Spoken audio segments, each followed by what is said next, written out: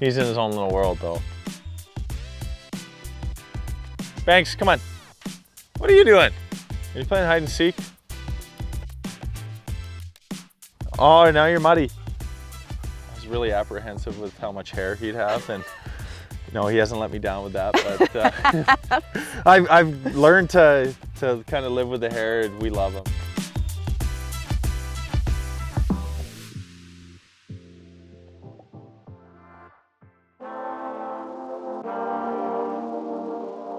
Adam, you have done hundreds of interviews over your career. Have you ever done one sitting in a lawn chair at a dog park? No, with the drone flying overhead, no, this is a first. So I asked you in all seriousness about different spots in the city that you go out to or what you like to do, and you told me you spend a lot of time at dog parks. I am considering trying to do a mobile set. Do you think if I pitched a show of doing interviews at the dog park that I could get guys to buy into this? I think so. I think anything with our dogs, guys are pretty open to. I think like our dog calendar is a big hit, so I think that's, yeah, anytime you can get the Goldens together, it's a big selling feature. He's Ace Morrissey's half brother. They have the same mom, but different dads, so that's a small little connection here. Was there ever any doubt you would go down the hockey path? Were there any other sports that caught your eye? Yeah, well, I think growing up in the States too, like we grew up in some pretty warm places that hockey wasn't really that big. It's obviously taken off in southern Florida ever since the '96 Cup run that the Panthers went on, and California wasn't huge either. So we played a lot of baseball, like me and my brother, soccer, and I think maybe if we would have stayed in the States, I would have stuck to baseball. It's a little more prevalent. You can play year round and things like that. But I think the hockey routes worked out pretty well for me. Out in front for Lowry, shot, he scores! Do you ever think to yourself, I mean, what if it hadn't worked out? What would you be doing right now? Oh, geez. Well, I don't know. I was a pretty good student growing up, so, and one of my best friends, his dad was a gum surgeon, so I always thought he was the coolest guy ever. So I always really joked that I wanted to be a periodontist, but I don't know if I would have been able to deal with being in people's mouths all day. But I think probably somewhere in medicine I would have bit the bullet and committed myself to 8-12 years of school and seen where that could have taken me. One of the ways that I think so many people try to learn about the players that they follow is through social media, and it's obvious from looking at your social media how much family plays a significant role for you and how close your group is. In the summertime we really try and spend as much time as we can together, and live close to my parents in the summertime. My brother and sister, my older sister and her family's they're out in Vancouver, so we don't see them as much as we'd love. We grew up kind of going to each other's sporting events, and with the carpool, my mom was doing a lot of it with my dad being gone. So yeah, you learn to love them. Some days brothers fight, but yeah, no, we have a super close family. How did it change the dynamic for you a couple years ago with your dad when he took over as head coach?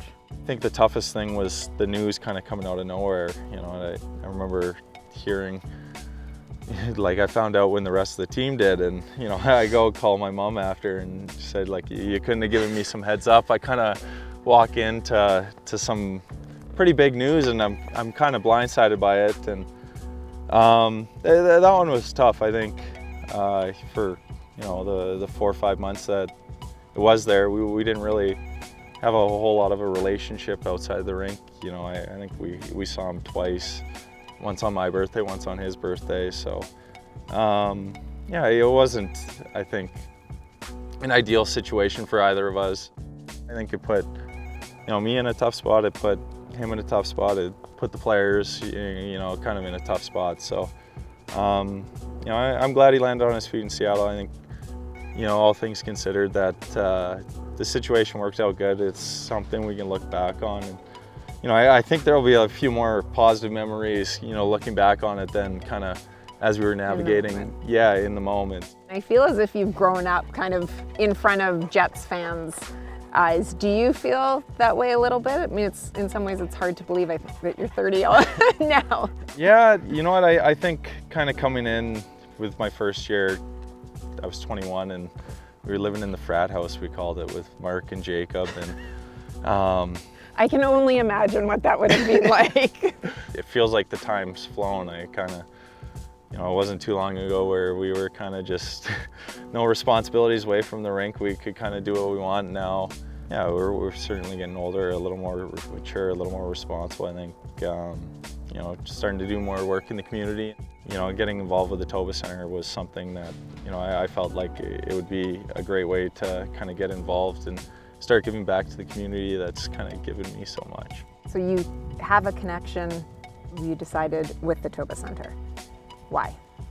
Well, it started with a conversation over lunch with Chipper, so Mark Chipman and Christy from the Toba Center, and Chipper thought I would be a good fit, and after that lunch, and you could feel Christy's energy and kind of the passion behind it for her, and the amount of work, and seeing the amount of work she does, and kind of the difference they make, dealing with the kids that have been victims of different forms of abuse, and it was something kind of like on the ice. I feel like I'm a bit of a protector, so I feel like it was kind of a natural fit to lend my name, lend my voice.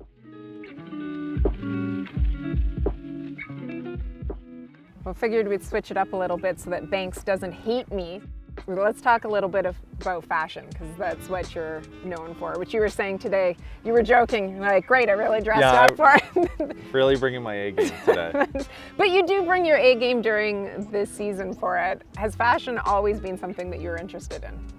Well, I think growing up, my mom used to have a pretty good sense of fashion, and she'd dress me in some wild clothes, and then I think it kind of caught on. So I was pretty comfortable wearing lots of colors and things like that from an early age. So yeah, it comes and goes. I think in the middle of winter, like, my fashion, like, not on game days, is pretty lacking. A lot of sweats, a lot of hoodies, well, a lot of slippers, understandable. toques, and things like that. And then, kind of get energized after if we go on some trips and some of the more fashionable cities. So I'd say it comes and goes.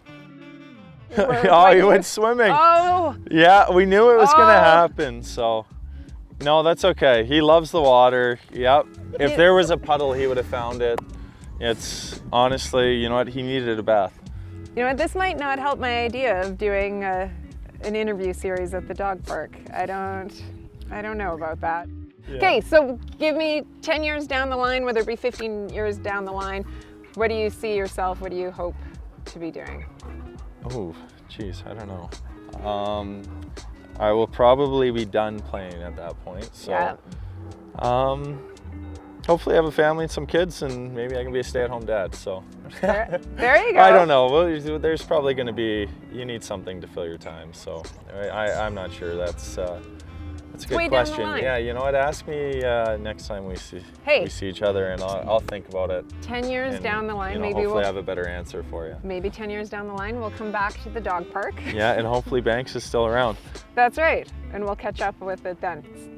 Thanks so much for doing this. Really appreciate you coming out here, Adam. Yeah, thanks, Sarah.